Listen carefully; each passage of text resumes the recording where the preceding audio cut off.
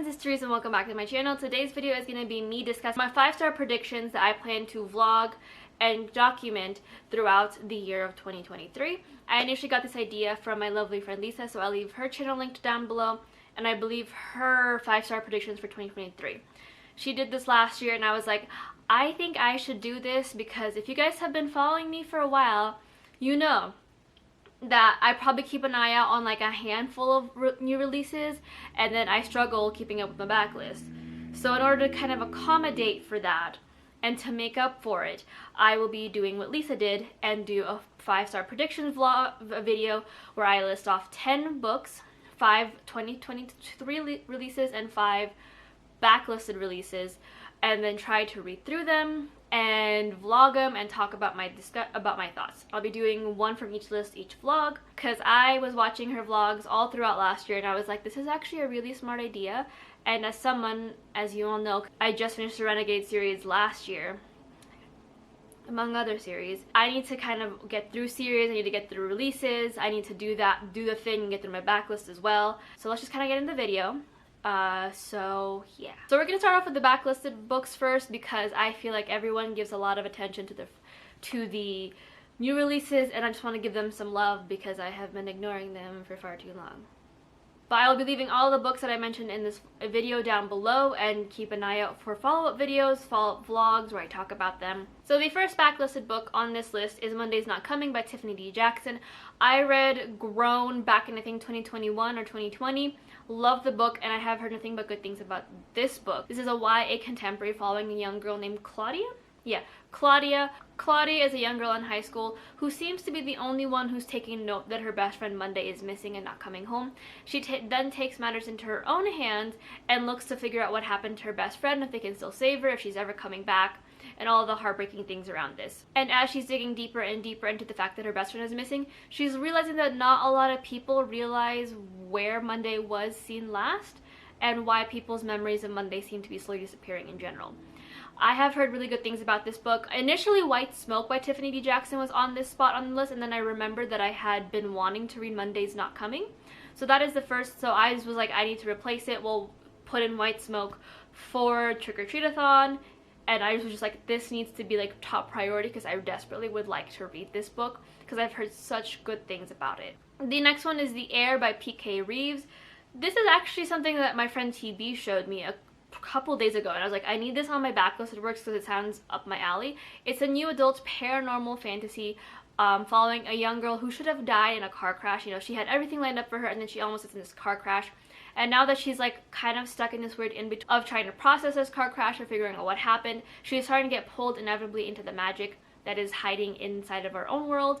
I'm very intrigued by this. The author is Filipino, and if you guys take a good look at the cover, the main character also seems to be Filipino as well, so I'm very stoked. It's the first book in a series, so it'll get me, add to my long problem of not being able to finish series, but it'll get me somewhere. It'll get me there. The next one is Freddy vs. the Family Curse by Tracy Badwa. This is actually a 2022 release that I had on my Filipino books that I wanted to read, and I did not get to it. No surprise to Therese. This is a middle grade novel following young Fred as he is teaming up with his family's ancestor to try to break the curses of an amulet that has been haunting his family for several centuries, and if he doesn't break it, he is stuck in the amulet for the rest of eternity. This, according to the description, is super fun, super light, and I'm very excited to see where it is. I haven't read a middle grade book in a minute, so I'm very excited to see what's going on, and this is also by a Filipino author. The next one is Ace of Spades by Farida Abike Iyemide. Hopefully I said that correctly. I'm following kind of what I know about accents, that like the accent up means you go up along with the yeah. But this actually also was what, a 2020 release, I want to say? 2021 release. I have had this on my radar for a minute. I've been wanting to read it, but I just keep forgetting, as per usual for Therese. But I've heard so many good things about this that I'm like, it needs to be on this list so I can just read it and not forget.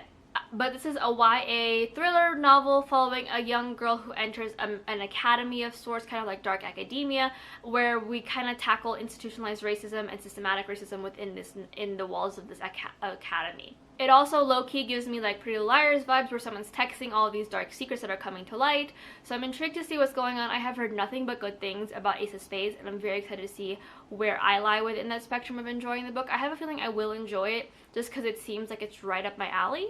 So I'm very interested in see where I'm going to end up with this and what I'm going to enjoy. So fingers crossed I like it as much as the rest of the, as much as everyone else does, because I believe this is the first in a series. So very intrigued to see where this is going to go. The last book on this backlist is actually a contemporary romance, and that is Sweet Hand by N.J. Pelletier. This was actually coming as a recommendation. I've seen Ray from Bookmark Chronicles. I will leave her link down below because I absolutely adore her, talking about this book and how much I think it was like on her best, one of her favorite reads of 2022. This is actually a contemporary romance, and it came out in 2021. It's an adult contemporary romance where Charisse swore off guys in the music industry after breaking up with her boyfriend, who like is a musician. And when her sister announces she's getting married, Charisse's mom decides to like become like the matchmaker, the one who's gonna get her out of this rut and find her the love of her life. And Charisse is like, no, I don't want that. However, during this wedding, she runs into an old, like, I guess like nemesis of hers, someone she absolutely despises, and because of the close proximity, things start to heat up a little bit. I was very intrigued by this. I love the colors on this cover, and Ray just gave it such a great review that I'm very intrigued to see what happens. It's the first in like a romance, like I guess like spin-off series, so I'm very intrigued. I'm gonna stop playing with my pop socket, but I'm very intrigued to see where this goes. Very excited to see how it is. Again, the cover sounds great, and I just love me a good like almost like rivals to lovers romance in contemporary romances. And close proximity, and there's a wedding, and the cover is gorgeous. That's half the reason why I want to read the book, is because I just want to hold the cover. Like, look at the cover, look at the colors, the pastels. There's a cat on the cover. It's gonna be a great book. It's gonna be one of my favorites of 2023. Moving on to the 5 2023 releases that I will most definitely be reading this year. The first one on this list is Chasing Pacquiao by Rod Pulido. Yes, by Rod Pulido. I actually just got approved for an arc for this, so thank you so much to Penguin and Teen for giving me this arc. So you guys will be seeing this book pop up a lot sooner than you actually would think, considering that this book doesn't release until May, I think 2nd or 3rd. May 2nd of 2023, but since I have an arc, we'll be seeing it come up a little sooner than we had anticipated. So, this is a YA contemporary novel following young Bobby, who is a closeted queer in his school. Things kind of take a turn when he is out of the closet, and it kind of becomes very brutal with the bullying, both physically and emotionally. So, in true Filipino fashion, he takes up boxing, very much inspired after Manny Pacquiao, who, we'll get into my feelings about him in a second, who is like the Filipinos, like, when you think of the Philippines, you think of like one of our boxers. Manny Pacquiao was like the biggest hit that come out of the Philippines. Everyone who is Filipino most likely loves him. But he starts taking up boxing as a way to protect himself and to keep inspiring him to keep moving forward in a very tough time. Now, I forgot exactly what year Manny makes these comments, but Manny makes very disgusting homophobic comments about queer people, which now puts Bobby on a tailspin of him having to kind of refrain his way of thinking, refrain how he sees boxing, refrain how he sees his queer identity, and how he sees this love that he has for boxing now kind of shaken to its core because of a very disgusting man. Now, I'm very excited for this book. Not only is it because it's Filipino and it's queer, I hope it touches on the fact that as a community, we continue to put this man on a pedestal. Despite the harm that it does to our actual queer community when we do so. So, needless to say, I'm not a Manny Pacquiao fan, and when I heard this was coming out, I was like, and then I read the synopsis and I was like, ooh. So, since I have an arc, I'm very excited to be reading into this and getting into it. I probably won't be able to until about March for my first set of vlogs, because I have a bunch of arcs to get through in February. Neither here nor there. But very excited for this one.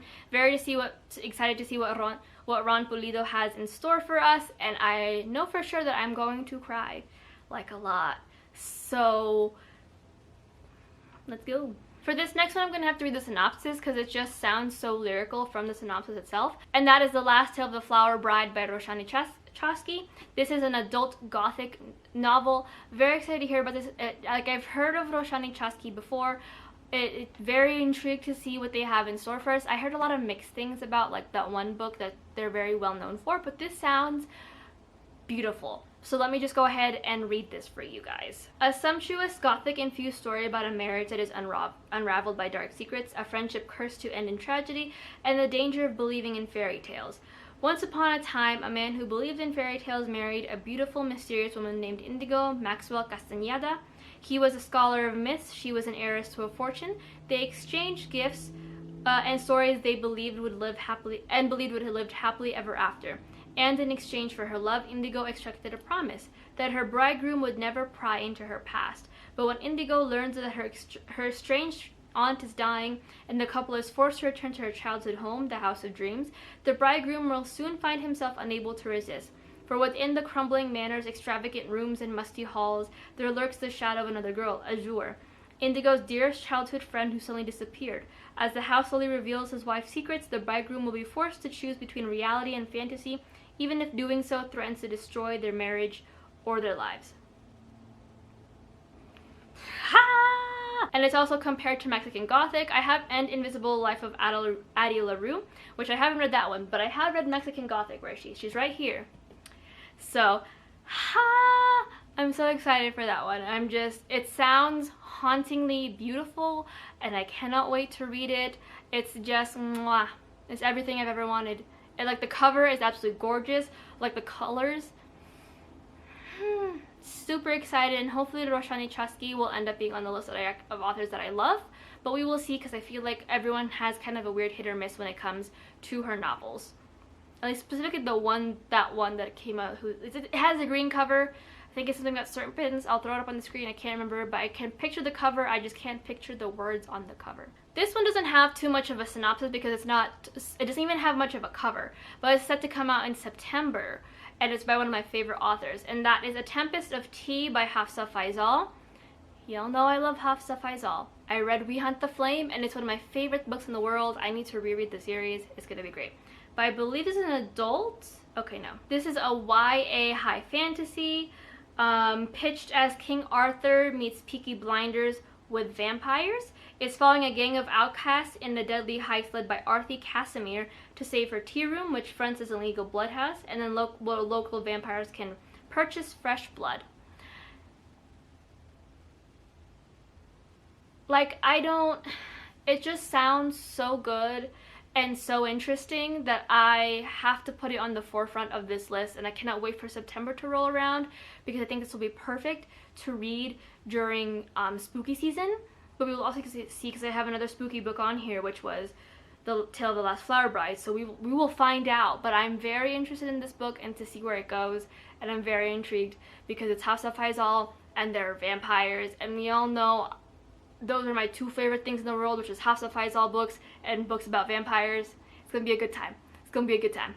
I just have a lot of high fantasy and thrillers on my 2023 list, huh? It's fine.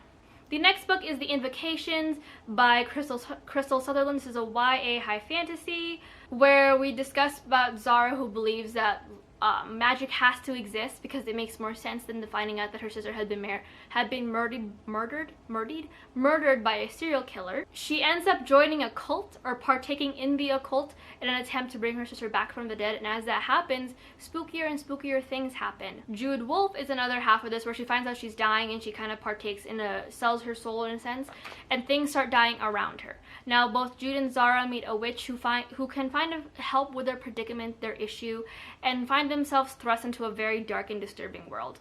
The cover, again, beautiful. I love it. She good. I'm very intrigued to see where this book goes. I haven't heard a ton about Crystal Sutherland. It just says she wrote The House of Hollow. I haven't read that book yet either, so we will see how I feel. I feel like I'm getting like the vibes in the air are vibrating just right when I talk about the book. So maybe, hopefully, it'll be a 5-star read. But again, a handful of creepy books in this 2020. And the last book I am also going to read the synopsis for, because it's just like I can't do it justice. So I'm just going to read it. That is The Sun and the Void by Gabriela Romero La Cruz. This is an adult high fantasy novel. It looks like there's queer rep in it. It says lesbian in the tags. But this is a synopsis. In a lush world inspired by history and the folklore of South America, a sweepingly epic fantasy of colonialism, ancient magic, and two young women's quest for belonging unfold. Reina is desperate, stuck living on the edges of society. Her only salvation lies in an invitation from a grandmother she's never known, but the journey is dangerous and prayer can't always avert disaster. Attacked by a creature that stalks the region, Reina is on the verge of death until her grandmother, a dark sorceress, intervenes. Now dependent on Donya's magic for her life, Reina will do anything to earn and to keep her favor, even the bidding of an ancient god who whispers to her at night. Eva Casare is unwanted, illegitimate, and of mixed heritage. Eva is her family's shame. She tries her best to be perfect and hide all of her oddities, but Eva is hiding a secret. Magic calls to her. Magic is a sign of the dark god, and using it is punishable by death. Yet it is hard to deny the power when it has always been denied to you. Eva is walking a dangerous path, and one that gets stranger every day, and in the end she'll become something she never imagined. That sounds, as the synopsis says, epic and amazing, and I'm very intrigued to see where this goes. I have very high hopes for this one, just because it's South American mythology. I love reading about that. It's high fantasy, it's adult, so the limitations are very minimal, and it discusses colonialism. It seems like it's going to be queer, but it's going to be a good time. I'm very intrigued by this, so hopefully I will love it.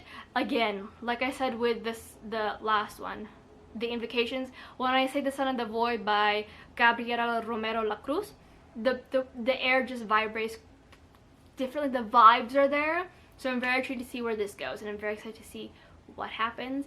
I just need to figure out how I'm going to read these in order, because the vibes of the backlist are vastly different from the vibes in the 2023 releases, so I can't even really just line them up. And even then, the 2023 releases vibes are we have one contemporary in there, so we'll see. But that is it for the books that I plan on reading in 2023, and I hope will be 5 stars. Keep an eye out for those vlogs that will be coming sometime in March, starting with the first one. And yeah, but until next time, all the books will be listed in the comments down below. Y'all can find me on socials. I'm starting to slowly be more active on Instagram and TikTok again. I'll probably keep my time there kind of not sparse, but kind of sparse, because I just don't want to burn myself out. But if you guys want me to read any of these books, or I'm gonna read them, but if you guys want me to prioritize any of these books in any way, shape, or form, let me know in the comments. I have a feeling that the first 2 books are already pretty much chosen, just because I have an arc for one of them, so I don't necessarily have to wait. But if you guys are intrigued by any of them and want me to do an in-depth review or something once the time comes, let me know, and I can go ahead and start planning for that. But until next time, hope you guys are staying safe, and if you guys want to see more, hit like, subscribe, and comment, and I'll see you guys in my next video. Bye!